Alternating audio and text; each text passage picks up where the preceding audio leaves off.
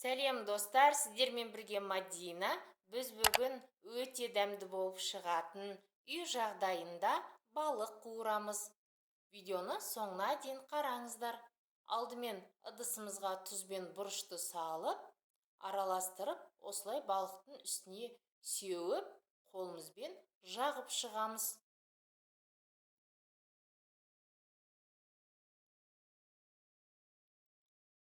Ыдысымызға 4 ас қасық көлемінде ұн саламыз.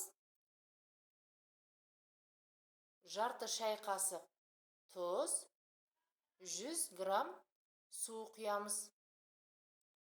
Жақсылап араластырамыз.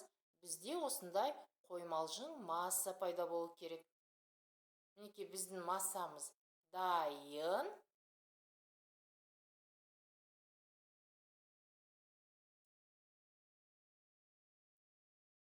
Тапамызға май құйып, балықтарымызды осылай ортасынан бөліп, қоймалжың массаға батырып, осылай қуырамыз.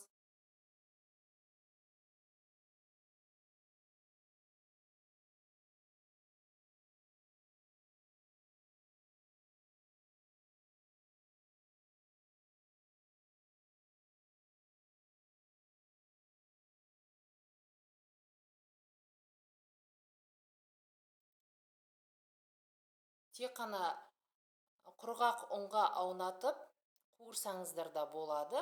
Ол кезде де өте әдемі қып-қызыл болып піседі. Осылай қоймалжың масса жасап, оған жасасаңыздар да болады. Қалауларыңызға қарай.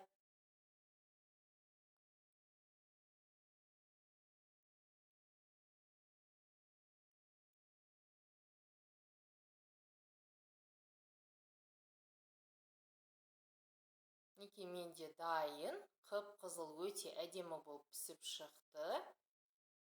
Қалғандарында осылай қуырамыз.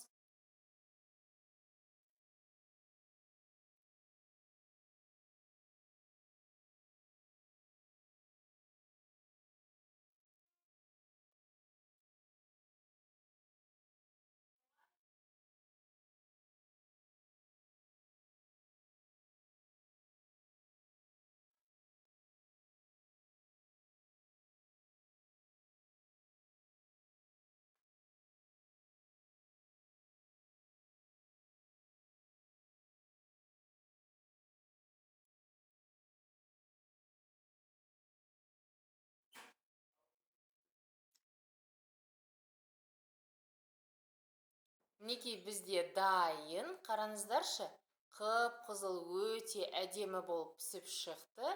Сіздер де үй жағдайында осылай балаларыңызға, жақындарыңызға дайындап беріңіздер. Видеоны соңына дейін қарағандарыңызға рахмет.